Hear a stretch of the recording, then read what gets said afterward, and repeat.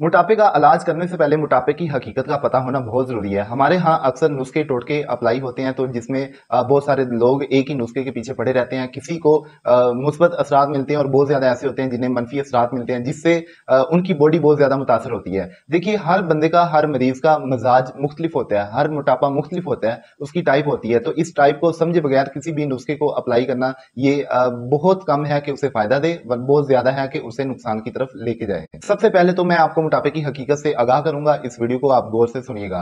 सबसे पहली बात, मोटापा तीन तरह का होता है। नंबर एक, ऐसा मोटापा जिसमें जो फैट बहुत ज्यादा होती है। फैट से मुराद चर्बी।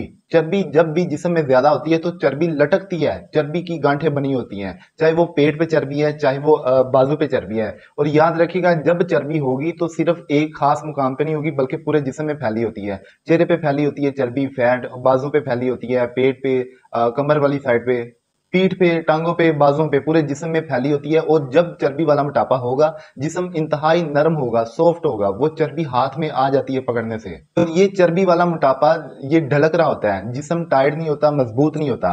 चर्बी की ज्यादती की वजह से जिस्म का जो मांस है वो लटकता होता है, तो जिसे हम इजीली गैस कर सकते हैं कि ये असाबी मोटापा है। इसमें और भी बहुत सारी अलामात होती हैं, ब्लड प्रेशर का लो होना, पेशाब बहुत ज्यादा कसरत से आना, मरीज बहुत सुस्त होता है। मरीज को इस कंडीशन में अगर एलर्जी होगी तो एलर्जी में रेशा पीप वगैरह बहती है। आंखें सफेद होती हैं, जिस्म की रंगत बाद दफा सफेद होती है, फीकी पड़ी होती है, कब्ज नहीं होती। अगर पखाना आता है तो लूज मोशन की तरह आता है, ज्यादा मिकदार में बहता है। और चलने फिरने से मरीज का जिस्म ढलकता है। ये है चर्बी वाला मोटापा। ये इसकी वजह जो है जिस्म में ठंडक की ज्यादती का होना, ठंडी गजाओं का, ठंडी दवाओं का कसरत से इस्तेमाल करने से ये मोटापा पैदा होता है। और बाद दफा ठंडा मौसम बहुत मुतासर करता है, ठंडा माहौल बहुत मुतासर करता है, इर्द गिर्द की चीजें बहुत मुतासर करती हैं।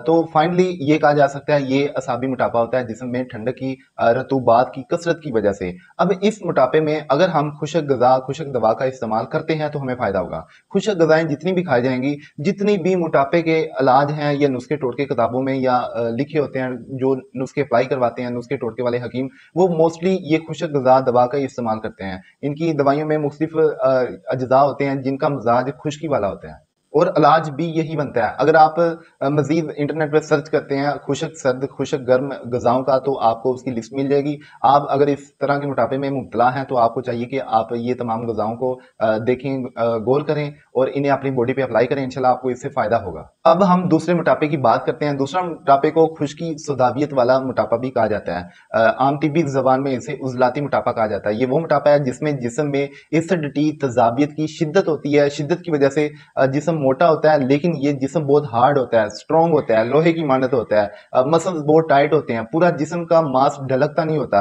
लेकिन इसकी एक अलामत ये भी है कि जिस्म मोटा होता जरूर है, लेकिन इसमें खास तौर पे पेट बड़ा होता है और बाद दफा बाकी जिस्म जो है दुबला पतला होता है। बाजू पतले होते हैं, टांगे पतली होती हैं, जिस्म चेहरा वगैरह पतला होता है, लेकिन इसमें पेट अंडे की तरह बाहर को निकला होता है। तो इससे इजिली हम गेस कर सकते हैं कि ये उजलाती मोटापा है। और इस मोटापे में मेदे अंतड़ियों में सोजिश होती है जिसकी वजह से पेट ज्यादा बड़ा होता है। अब ये मोटापा होता क्यों है? इसमें खुश्की के असरात ज्यादा पाए जाते हैं, यानी कि जितनी भी खुशक गजाएं हैं, दवाएं हैं या खट्टी गजा दवा है, इसका मरीज कसरत से इस्तेमाल करते हैं।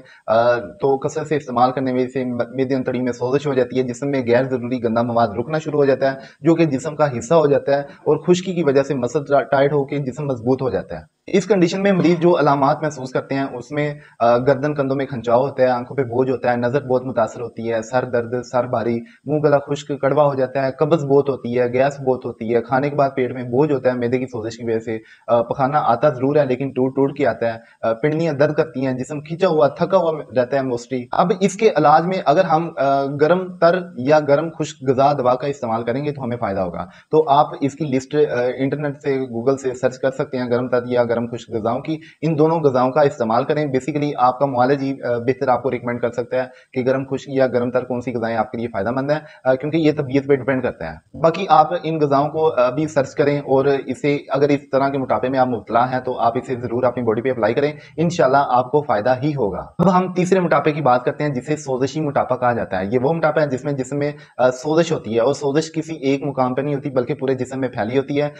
जिस्म का मांस लटकता नहीं है, इसमें सिर्फ सिर्फ पेट नहीं बढ़ता बल्कि पूरा जिस्म मोटा होता है और लटकने की बजाय जिस्म फूला हुआ होता है, इसमें सोजिश हुई होती है। हम दूर से अगर किसी ऐसे मोटे ताजे खूबसूरत हैंडसम बंदे को देख लें जिसके जिस्म पे सुर्खी माइल रंगत जो है वो भी महसूस हो रही है, तो हम इजीली गेस कर सकते हैं कि ये सोजिशी मोटापा है। और ये मोटापा अक्सर औरतों को होता है क्योंकि औरतों का अक्सर मिजाज गर्म होता है और जब वो गर्म गजाओं का और इस्तेमाल करते हैं तो उन्हें सोजिश जल्दी हो जाती है। अब इस तरह के मोटापे में हमें चाहिए कि हम गर्म तर गजा का दवा का इस्तेमाल करें या तर गर्म गजा दवा का इस्तेमाल करें, जिससे जिस्म में हरारत की ज्यादा कम होगी और ज्यादा कम होने की वजह से जिस्म की सोजिश उतरती जाएगी और मोटापा कम हो जाता है। इस कंडीशन में जो अलामात पाई जाती हैं वो मैं आपको सबसे पहले बता देता हूँ। इसमें जिस्म में ब्लड प्रेशर बाद दफा हाई हो जाता है, पेशाब के साथ जलन होती है, गर्दन कांधों में खंचाव वगैरह महसूस होता है, गुस्सा बहुत होता है, चिड़चिड़ापन बहुत होता है, किसी की बात बर्दाश्त नहीं होती। अगर हल्का सा भी गुस्सा आ जाता है तो आंखें भी सुर्ख हो जाती हैं और जिस्म भी सुर्ख होना शुरू हो जाता है। पेशाब शदीद जर्दी माइल आता है, पेशाब के साथ जलन भी हो सकती है। ठंडी चीजें इस कंडीशन में माफक आती हैं और अगर मजीद गर्म चीजों का इस्तेमाल किया जाए तो जिस्म में तलखी महसूस होती है। तो ये जो मोटापा होता है इस तरह का, इसमें तर गर्म या गर्म तर गजा दवा का इस्तेमाल करना चाहिए और इंशाल्लाह इसे फॉलो करने से आपको जरूर फायदा होगा, क्योंकि इस छोटी सी वीडियो में मैं इतना ही बता सकता हूँ। अब सबसे जर्नल बात, मोटापा 3 तरह का है लेकिन हम इलाज एक ही तरह का ढूंढते हैं। मुख्तलिफ हकीम होते हैं, मैं तो उन्हें हकीम नहीं कह सकता क्योंकि वो लोगों की जिंदगी के साथ खेलते हैं। मुख्तलिफ लोग होते हैं जो टोटके बोल के अपने चैनल को ग्रोथ में ला रहे होते हैं, लेकिन वो गलत कर रहे होते हैं। वो एक ही टोटके को पूरे लोगों पे अप्लाई करवाते हैं, लोग भी उसे फॉलो करते हैं कि भाई ये सस्ता नुस्खा है, इसे अप्लाई करें। तो जब वो अप्लाई करते हैं उन्हें बजाय फायदा के नुकसान भी होता है, क्योंकि जितने भी नुस्खे हैं वो सारे खुश्की का मिजाज रखने वाले होते हैं। वो जिस्म को खुश्क कर करके, जिस्म को कमजोर करके मोटापे को खत्म करते हैं, लेकिन वो ऐसे मरीजों के लिए फायदेमंद होते हैं जिनका मिजाज सर्द होता है। मोटापा होता है लेकिन चर्बी वाला होता है, पहले नंबर वाला मोटापा होता है, तो ऐसे लोगों के लिए खुश्क गजा दवा बहुत ज्यादा फायदा देती है। अब जिसकी जिस्म में मजीद एसिडिटी पहले ही बहुत ज्यादा हो, तजाबियत हो, पेट में मेदे अंतड़ी में सोजिश हो, तो वो खुश्क गजा दवा का इस्तेमाल करेगा, उससे और सोजिश होगी और उसका जिस्म इंतहाई कमजोर होकर पूरा जिस्म उसका जाम हो सकता है।